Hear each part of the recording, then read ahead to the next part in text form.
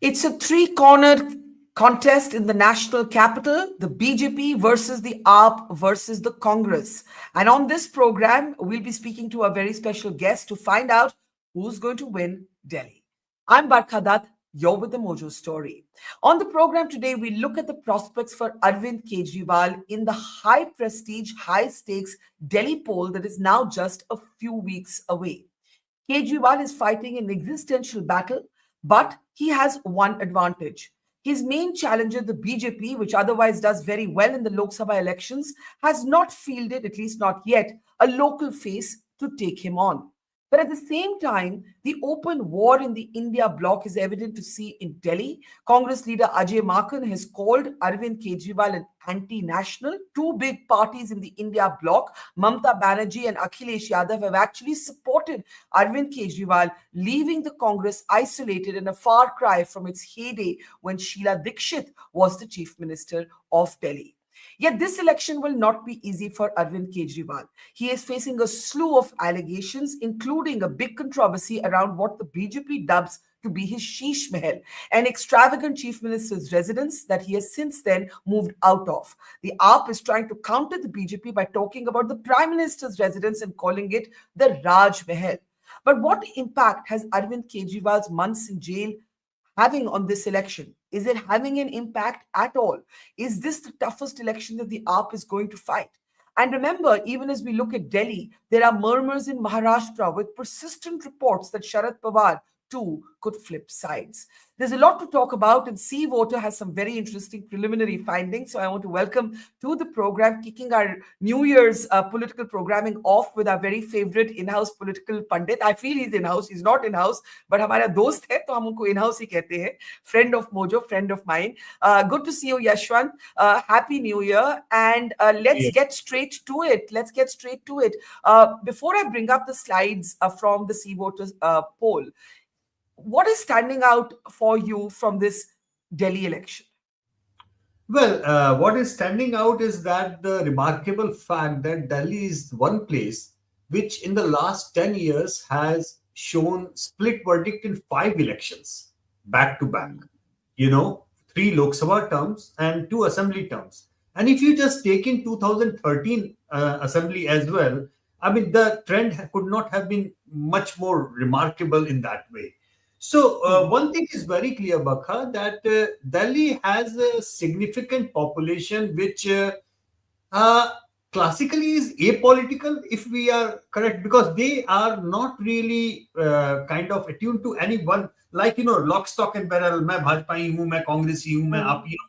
It's not that. It's a significant chunk of almost like 1/3 of Delhi shifting from one party to other depending on which election they are voting in, be it municipal election, be it assembly, or be it parliamentary. So that's Delhi has become the showcase of the split vote verdicts in India. That's the most remarkable thing, and that trend is more or less, even in the tracker, it is showing the continuation of that trend. Even though with the 10 years of incumbency, things are looking much more tighter than it used to be. In the last, just like your graphic is showing, in the last two assembly elections, you can see that the gap was almost about 20% votes between the number one and number two. That is gonna come down significantly. In 2015, it was almost 22%. In 2020, it came down a bit, but still almost about 15-16%. And now that could be in single digit, much more tighter contest. That is given. That is going to be there. But still, I believe that the tracker numbers are in the last 6 months continuously, particularly after the Lok Sabha election results were out. Because in Lok Sabha, Aam Aadmi Party and Congress contested together. So we are only looking into the last 6 digits of 6 months of data in the tracker. I guess that Aam Aadmi Party has kind of maintained its polar situation over there as the party in the lead. BJP is doing remarkably well, but still Aam Aadmi Party is in the lead. Before I come to what the C Voter tracker actually shows. Could we just fix that at the top? Yeah. Before we come to what the C voter tracker actually shows, Yashwant, let's talk a little bit more about this split verdict pattern that Delhi has represented for the last many elections. Now, the BJP has not been actually able to win Delhi as an assembly since 1998 when Sushma Swaraj won it. But it does very well in the Lok Sabha elections. The Congress has scored zero in the last two assembly elections. The Congress finds itself isolated this time as well.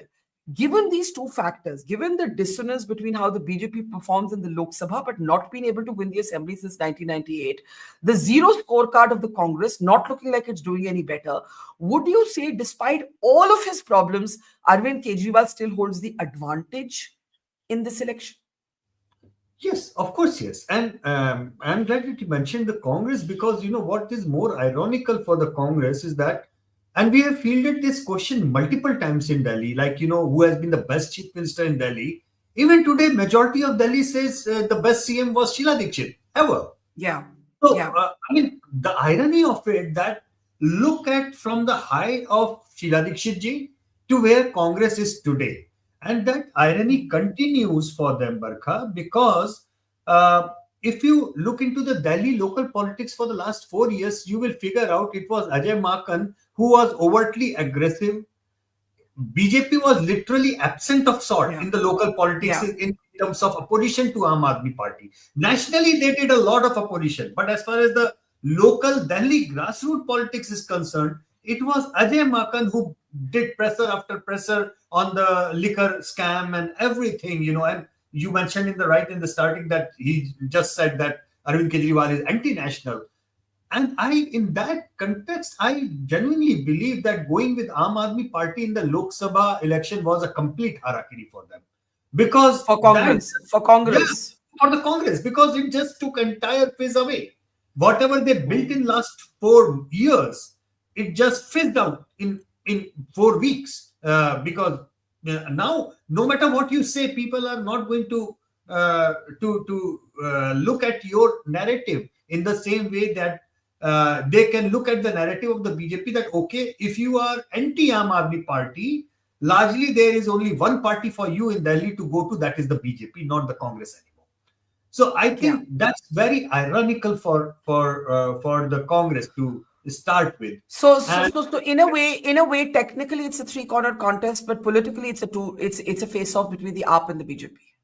practically it's a two-way contest, because the three-cornered contest, Barkha, is going to be limited to about 4 or 5 seats, largely minority dominated seats where the Congress is likely to do better than the rest of the seats in Delhi. So the Congress vote is also going to be hugely confined into that pocket of 5 4 5 seats, not beyond that. It is going to be, it is going to be completely bipolar. And if we look into the recent history of elections across different states, we are also Hmm. realizing that even the states which have had a very healthy triangular contest to start with, they have gone bipolar completely. Look at UP. Bipolarization of UP propelled Samajwadi Party and Congress into very effective Yeah. mechanism in Lok Sabha. And even before that, in the assembly election, BSP was completely pushed out 1 seat. Can you imagine for BSP in assembly election? Forget Lok Sabha in out of 403. So I think the bipolarization is something which is pressing the people. The public is pressing the mandate rather than wasting the vote on players who are not very clear where exactly do they stand. Now, this election is taking place against the backdrop of a slew of allegations against Arvind Kejriwal in what the BJP calls and the ED calls the liquor scam. And I want to bring up the first slide from the C voter tracker, which is about the factors that are actually influencing how people are going to vote. Is Liquorgate really a big factor, or is it not? And Yashwant, these figures are actually quite interesting because 13.3% are saying that Liquorgate is a factor. Sadly, only 11% are saying air pollution is a factor. Personally, for me, just having come back from asthma, I think this should have been the biggest factor.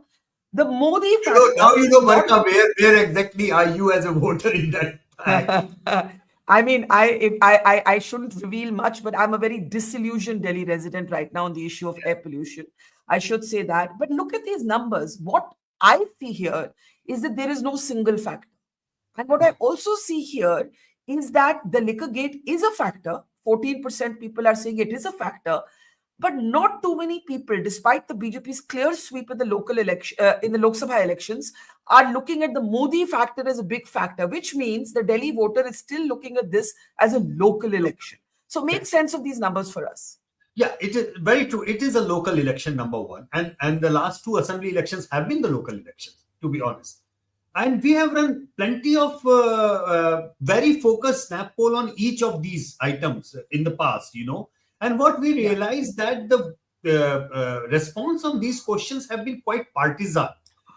Like one way or the other, those who are pro BJP voter, they have absolutely one-sided way of looking at the things. Those who are Aam Aadmi supporters, they have their absolute way of looking at the things. So response on these are quite partisan. So you can actually pick out, okay, those who are saying liquor gate, they are almost all of them are BJP and the Congress supporters. Performance of AAP again in the same way, water management, Modi factor is the BJP. So you can actually look into what has happened where. And to cap it, somehow I feel there is a lack of one overriding narrative of sort, which we generally feel like in any election, okay, ये वाला जो है ना, ये deciding factor है. तो वैसा अभी दिख नहीं रहा है. Not that Aam Aadmi Party is not having a negative impact of Liquorgate or Sheesh Mahal controversies. It is there. It has lost that halo of honesty and anti-corruption crusader. No. That's all gone. Let's be very honest and very clear about that. Those kind of things that the USP that Aam Aadmi Party used to say, they are no more their USP. What their USP now is very, very classical, is a Labharti driven Yojana and that thing. And to give due credit to them, they did deliver on many things, which public at least almost about 40% of the bottom of the pyramid certainly is happy about the Bijli, Pani, and also the education schools and yes, the Mohalla clinic schemes. There is a bottom of the pyramid solid vote bank which is appreciative of that. And a significant chunk of that voter actually votes for BJP in the Lok Sabha election. Oddly enough, we also figured out very funny thing that it's a fear factor that works for Aam Aadmi Party. A big chunk of these voters fear that if BJP comes to power in Delhi, they will stop all these schemes. Precisely the reason that even Prime Minister had to go out of the land to say they will continue the schemes rather than attacking Aam Aadmi Party on the Revdi culture. Because it's the fear factor among the Delhi voters that if BJP wins and forms the government, the Bijli, Pani and all these things will go away. So let me explain 2 points that you've just made. One, that many Kejriwal voters in the assembly are Modi voters in the Lok Sabha. That's obvious because there's a complete disconnect or a complete split verdict between these two elections so far. The second is that Kejriwal today is just another politician. That idea of being the disruptor, the different neta, that sheen has gone. But in the absence of other local effective contenders and his welfare schemes, he may still have the advantage. Now, one of the questions you asked is the impact of his arrest. And as we move to the next slide, I find this quite interesting, Yashwant. One would have thought that there may have been massive sympathy possibly for him after he went to jail. In Lok Sabha, we saw nothing of the kind. Now, the C voter tracker seems to suggest that there is no great sympathy over his arrest, even in the local polls, because only 15% people roughly are saying that it will lead to an increase in AAP votes, and nearly 36% are saying it will help the BJP, and of course, then there's about, let me just look at this figure, I can't actually see it for Almost some about reason. 30% saying no 30%. impact. Yeah, 30% saying no impact, right? So Yeah. explain this slide. Well, if as I mentioned in the earlier snap polls, that the response on many of these questions are quite partisan among the respondents. So, Yeah. like the first one, increase in the AAP votes, is pretty much an AAP supporter. So is the Hmm. fourth one, no impact one. Yeah. You know, the second one is pretty much a BJP voter, and the third one is pretty much a Congress voter. So Hmm. these are pretty much partisan in a way. Yeah. If you want to Yeah. make sense of these numbers, probably you have to add first and the fourth, that 30 plus 14, 15%, which makes to 45% of vote, which in Delhi, which says that either it is going pro up or it will not have any impact whatsoever. And there is Yeah. one more question which is not from this tracker, Barkha, but we have discussed this earlier on whenever we released our MOTN and we discussed those Hmm. number on your show. You remember we always ask this question for the last few MOTN rounds, whether the action of the CBI and other and for ED and other agencies, whether they are in the right direction or they are partisan, politically motivated. Across India, huge number of respondents have been saying that they can see that it is largely politically motivated. Big chunk of them have been saying, barring the core BJP voters, which have been saying that good, it has should have happened, it is done, it is nicely. So I believe that yes, these things do matter a lot. I think the controversy around Sheesh Mahal is probably damaging Kejriwal more than him going to the jail. You know, Yeah. and we will be releasing some numbers. We are still doing a very, very concentrated snap poll to understand on the female scheme and the Sheesh Mahal impact and those kind of thing. Whether how people are looking at them, and particularly the switch over votes, those who are kind of switching from Aam Aadmi Party to Congress or to the BJP. Yeah. Between, I mean, among them, what exactly is flicking to? What exactly is the inflict point for them? We will be releasing Let's that data sometime soon. That would be very interesting to see. But let's take a question on Sheesh Mahal. Prasad says, Barkha, the only allegation that is of political relevance is Sheesh Mahal. I think all others have come and gone into irrelevance. Kejriwal has to manage his messaging around Sheesh Mahal. Now, AAP has tried two things to counter this messaging. One, it has attempted to say that the prime minister also has extravagances. Unka Raj Mahal hai, aap hamara Sheesh Mahal bolenge, to hum unka Raj Mahal bolenge. Two, they have attempted to take reporters inside, saying कि आप आइए, आप अपने आप देखिए, the BJP is exaggerating, but they were not, reporters could not go inside according to AAP. I saw a headline, somewhere which said the common man who built a palace. That is the mota sort of mud that is sticking to Kejriwal. And this is the kind of mud that Kejriwal, when he was not yet a politician, but he was a anti-corruption crusader, used to hurl at other people. We all remember those days well of the India against corruption. Yeah, absolutely. What is your instinct? Is this mud sticking to Kejriwal? And even if it is, if the BJP doesn't put a face to counter Kejriwal, people may say, हाँ जी, अब वो बात तो नहीं रही, वो Kejriwal तो नहीं है, but और कौन है हमारे लिए in the local election? Yeah, I Is mean that, that's a how's yeah, I it mean playing that's an out? important question. That's the important question. Where exactly is the alternative, or somehow I feel I can't help but remember poor Dr. Harshvardhan. I mean, he's been kind of Yes, forced to retire, but yes, look at the guy, union minister and everything, and he has shifted back to his three-bedroom home in Krishnanagar, back to Square One over there, started his clinic, and I mean, yeah, I guess that BJP should have picked up somebody like him to counter or take this. Here's the real person. Here's the real deal. yeah. The guy who has been a minister and been MLA and being in public life for 40 years, but has not changed. And you, on the other hand, in 10 years, you have I mean, they could just have they could have presented Harshvardhan as the Aam yeah, Aadmi. exactly. Probably Harshvardhan today would have been a much better contrast to if BJP wanted to make this thing. Uh, and I mean, apart from that, yes, as you just said that that entire aura of anti-corruption crusader and everything, that I think is gone. But having Hmm. said that, he is looked upon still as the best bet among the Yeah. given number. So in the absence of a very good alternative, he personally manages to at this point of time. But he is under stress. Make no mistake, this Sheesh Mahal thing, I believe, is hurting him more than what he might have thought of will hurt me. Yeah. And we'll discuss that. But since you said, despite everything, he's still the most preferred choice, I want to bring up that slide from the Sea Voter Tracker.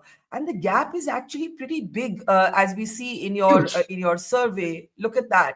Arvind It's huge. Kejriwal at nearly 47%, and the only other name among BJP contenders is Manoj Tiwari, who's at 14%. And look at Ajay Markan trailing behind it, not even making it to 3%. So the Congress seems pretty much out of this race, and the BJP is really perhaps shooting itself in the foot by not having a local face. In the middle, there was some buzz, some murmurs. Could there be a surprise like a Smriti Irani?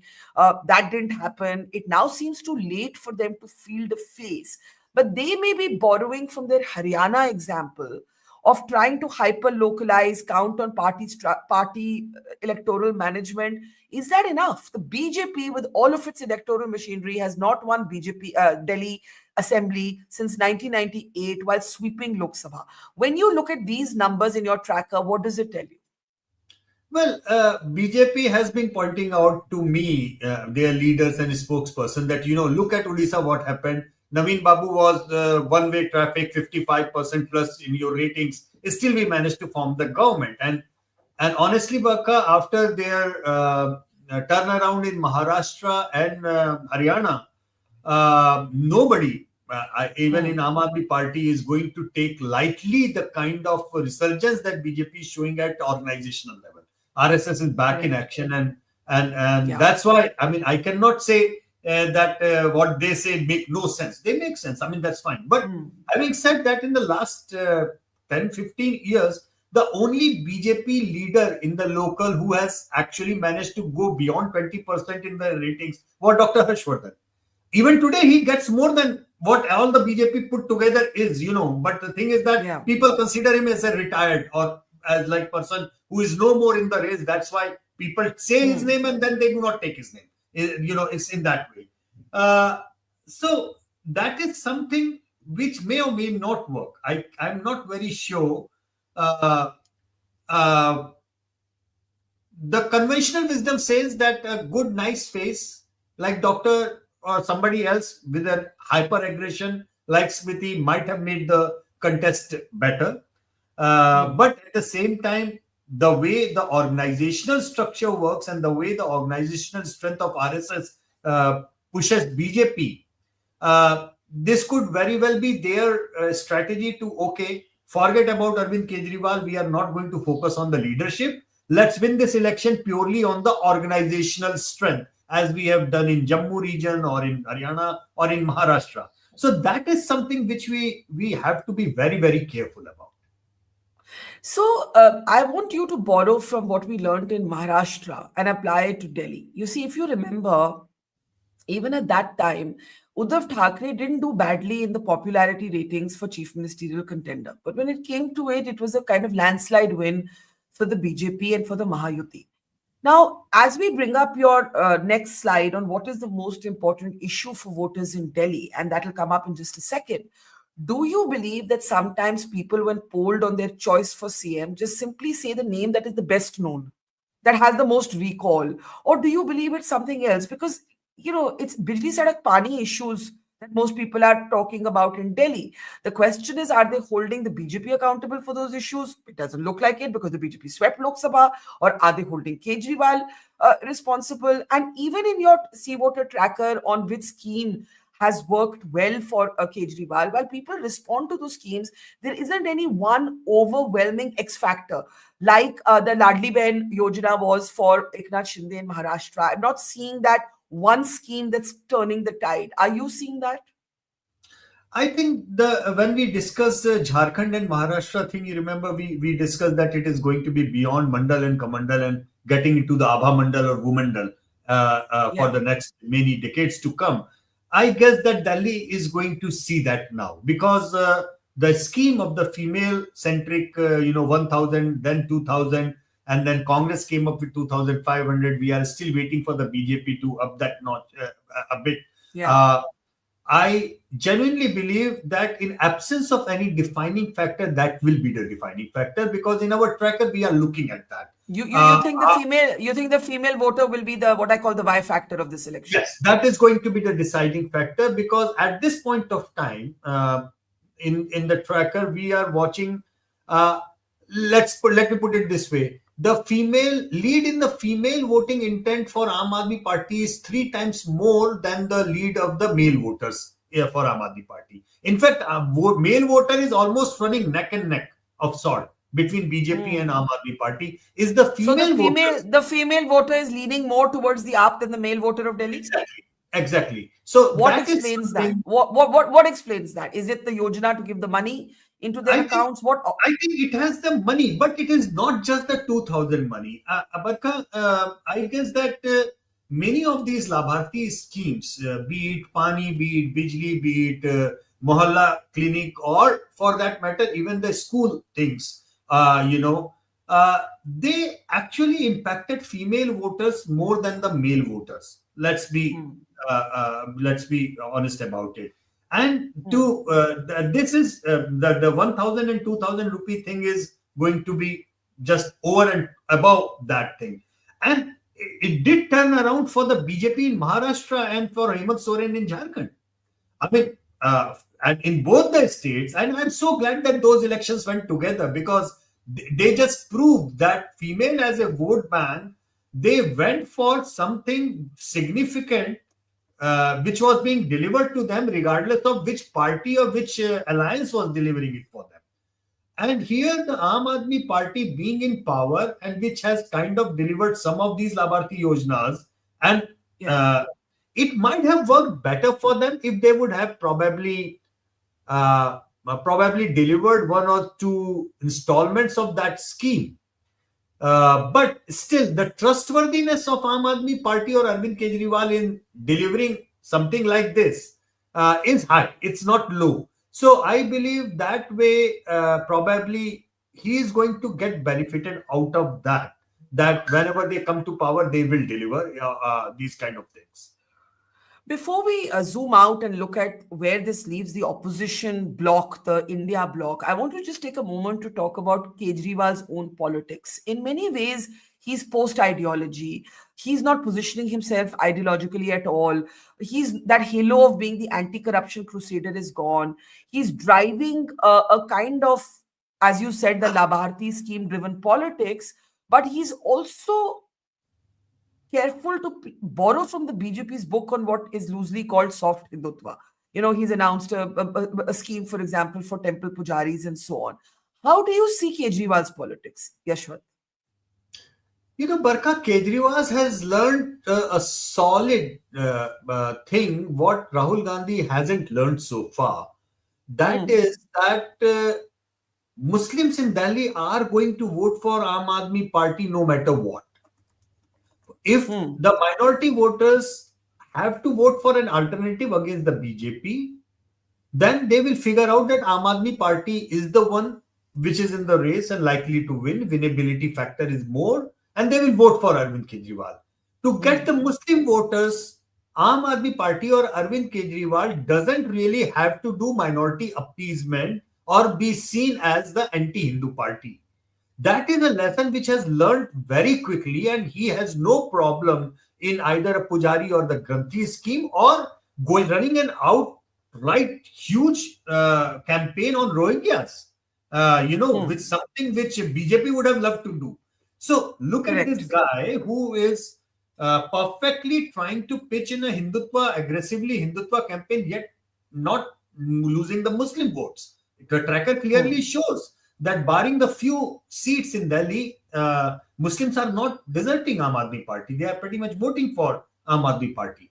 So I think he has kind of understood this fine point way better than Rahul Gandhi or any other opposition leader to start with. But at the end of the day, it will be coming down to the relative turnout, and that is something which Aam Aadmi Party will have to kind of kind of put in full steam because they also run an excellent cadre-based organization in Delhi. And it will be cadre of Aam Aadmi Party versus cadre of the BJP RSS thing, which will push up the relative turnout कि किसका turnout ज्यादा होता है. जिसका turnout ज्यादा हो जाएगा और महिलाओं ने अगर if the female voters actually come out in big number and they maintain their lead for or their preference for AAP and Arvind Kejriwal, then Aam Aadmi Party will be safe and dry. But if it doesn't happen that way, then we might be looking at a really good contest on cards. Yeah, so how do you explain, before we go to the India bloc, if we just turn back to the results from the last two elections, how do we explain that the BJP hasn't actually lost out on its vote share? In fact, its vote share increased slightly. But the BJP fell from, if I'm remembering this correctly, 32 seats in 2013 to about what is it, 3 or 8 Yeah, by the 3. end of it? Yeah, so three. Yeah. So if we can just switch to the slide. So look at the vote share. So that's that's what it is. So it was 3 in 2015, 8 by the last election. So both numbers were correct. But if we go back to the vote share, can we just go back to the vote share slide? Then you see the BJP actually kind of holding on to a strong base. How do we understand these numbers? Well, BJP's strong base, first of all, if you observe, has gone the cutoff of the BJP from 30 to 33% had gone up to almost like 40% now. So that denotes the bipolarization of Delhi. And Congress vote share has been continuously dropping, and it's like जो भी कांग्रेस का anti BJP है वो आपको shift हो जा रहा है, जो भी कांग्रेस का एंटी आप है वो बीजेपी को शिफ्ट हो रहा है. So it's a typical way of Congress, the way they lost UP in a big way. Congress core voter in UP used to be Dalit, Brahman and Musalman. So Dalit went to BSP, upper caste went to BJP and Muslim went to Sapa. And Congress was left with nothing. So I think that same pattern is being kind of followed here. And by the way, 2013 was the only election when BJP became the single largest. Good old doctor actually delivered, even though he was given only about 4 or 5 weeks actually to run the campaign. So that 2013 leaves a very good blueprint for the BJP, that you can match Aam Aadmi Party and Kejriwal not through a charismatic leadership of sort, but a subdued leadership like Harshvardhan, who can work among the Karyakartas and workers and through the organizational approach.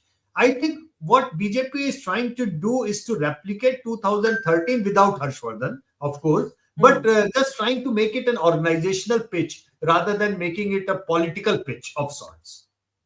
Yeah. So let's come to the Congress, not just in Delhi, but there's something larger happening here.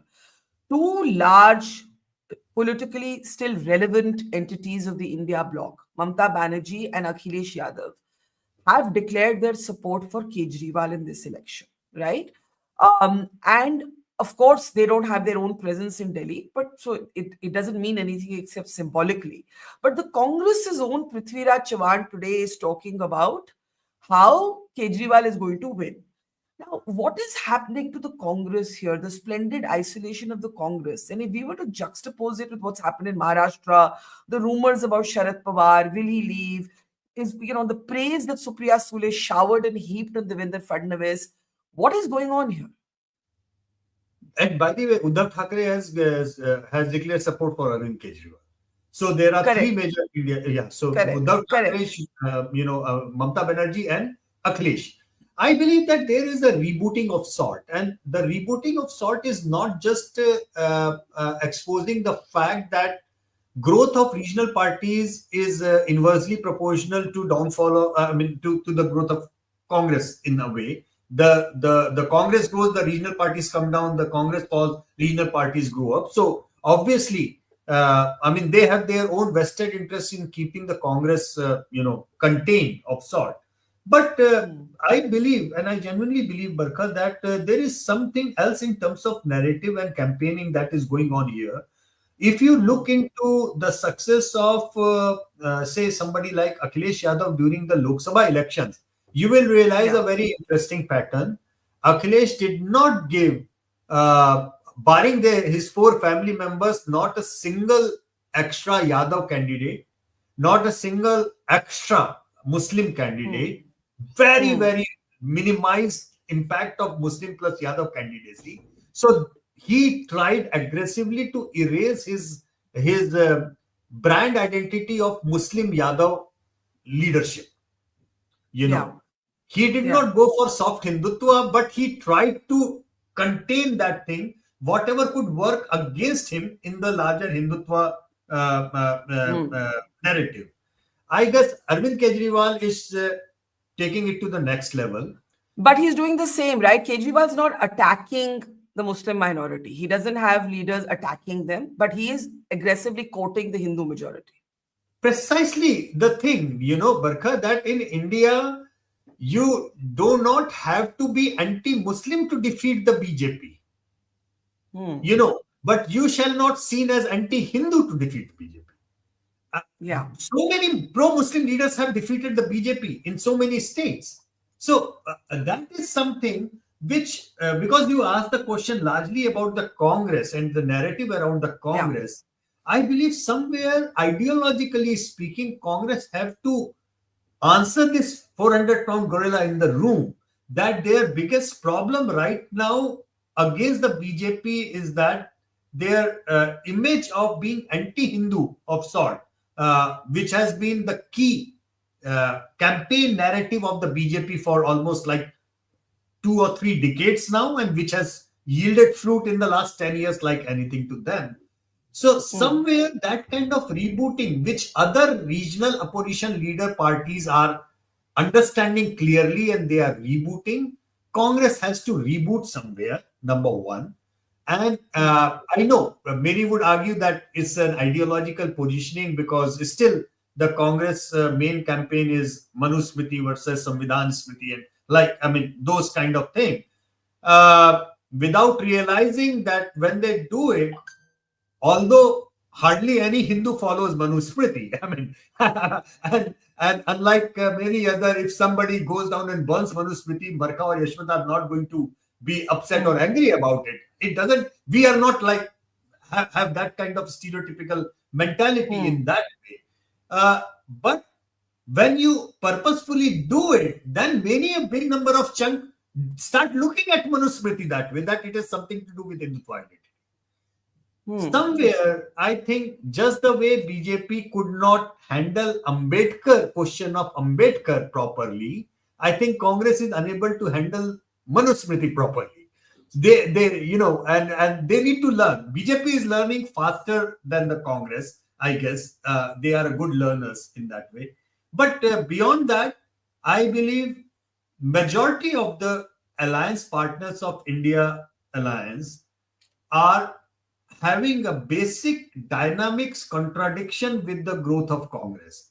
And Congress going to 99 or, starting to feel a bit more aggressive in their approach and everything has kind of given all these regional players enough, room that, okay, this is where the danger lies. If Congress grows beyond a point, then we shall be doomed.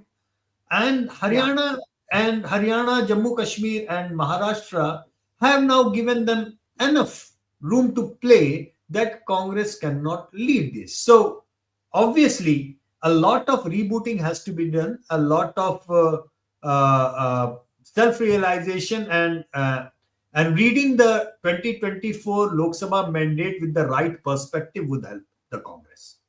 Yeah. Let's talk in the end of two possible scenarios. We haven't specifically spoken about Sharad Pawar. So far, we have no official account of what he's going to do, but it is Mr. Pawar Senior's style to keep everybody guessing. How did you read Supriya Sule's praise for Devendra Fadnavis? Barkha, with the Senior Pawar, nothing can be sure about. Nothing can be ruled out or ruled in. Nothing can be ruled out. And to a domain that even his self-humiliation across the board also could be self-orchestrated. That's so right. Yeah, don't be right. surprised. That's right. He is a guy who is very difficult to read. And look at this way: within 6 months, we have seen Pawar and Uddhav Thackeray now sitting on a almost like 20 Lok Sabha MPs together, and they have been wiped out from the assembly. All right. Yeah. So Yeah. they have no power in Mumbai, and they have power in Delhi, but no power in Delhi because BJP is in power and they really do not need it, even though numbers are not in their favor. But if they come along together, Narendra Modi wouldn't mind having an extra cushion against somebody like Nitish Kumar, or for that matter, even TDP, who have flipped many times in the past. So Narendra Modi wouldn't mind extra cushion. What exactly he has to do? He has to just accommodate couple of Pawar ministers. That's about it. Yeah. So if the Pawars come together in Maharashtra, it will not really surprise me. They have Yeah. nothing to lose. They have only thing to gain. You see, Ajit Pawar is gonna handle state, and if they come together, it would be kind of understanding that okay, let Pawar's daughter handle center, and let Ajit Pawar has proven his point that as far as state politics is concerned, I am a Dada, and as far as the central politics is concerned, you are the Kaka. So this Dada Kaka equation, could Yeah. very well merge out, and it will not be out of the blue. I'm telling you, right from the starting, right on the day when 4 o'clock, Ajit Pawar went with Devendra Fadnavis in the morning, that nothing is denied, and I can never say that everything happened without the knowledge and approval of senior Pawar, no To matter be what. fair, you have to be fair, you have said this from the first day, and I love this line that you just said that Pawar's humiliation could also be an orchestration. Absolutely, absolutely, I will not be surprised. He can orchestrate that. So just that's the beauty of politics. People play a Yeah. really long arc parabolic swings, which many of the people who are looking on that particular day are unable to figure out where exactly it's gonna end. So if that Yeah. happens, it will be really fun moment, and we are going to have a show on that. Absolutely, last question to you. Delhi. If I'm summarizing you right, it is Kejriwal has taken a knock on Sheesh Mahal. He's not seen as a haloed Alaksa politician anymore. He's seen as just another politician. But he still has the advantage unless the BJP can deliver an organizational sort of miracle here. If Kejriwal were to lose Delhi, what impact does it have on politics and on AAP? The AAP can't really afford to lose this election. And if the BJP were to lose Delhi again after sweeping it in Lok Sabha, what impact does it have? Okay, the third one first. If the BJP loses Yeah. again, it will not impact anybody because it has happened twice before. It will happen twice. It doesn't really have Okay. any impact. Okay. If Aam Aadmi Party loses Delhi, uh, it will be problem for Aam Aadmi Party, because then 5 years is a long time. Focus would Yeah. be on the misadministration of Aam Aadmi Party at the municipality level after that, and that might give a chance for the Congress to start, making an impact again.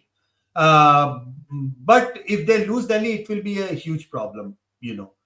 Now, with the BJP, it's a very, very skewed kind of relationship, because if I believe that if Aam Aadmi Party loses Delhi and Arvind Kejriwal becomes a free person of sort, it will be a headache for the BJP, because it's Hmm. in a very strange way. Aam Aadmi Party's growth nationally is actually in the initial phases helping the BJP. Look what happened in Gujarat, for that matter. The Right. disaster for Congress in Gujarat, from a high of almost touching 80 plus seats in penultimate election to a low of this, was caused by Aam Aadmi Party. So it Hmm. is, for BJP, it might help if Aam Aadmi Party or Arvind Kejriwal becomes more aggressive within the opposition space, starts eating up Rahul Gandhi and Congress numbers, and becomes aggressive in Himachal, Uttarakhand, or all these states. In the initial phases, it might be helpful to the BJP. So all these things are open, but nothing is sweeter than a victory. If BJP wins Yeah. Delhi, they will just hammer down the fact that okay, we are numero we turn around Jammu, we turn around Haryana and Maharashtra and now Delhi, and that's a clear enough mandate for Modi and to rule for next 5 years or 10 years, whatever they may. But you're saying the BJP may not mind as a second best scenario, Arvind Kejriwal kind of being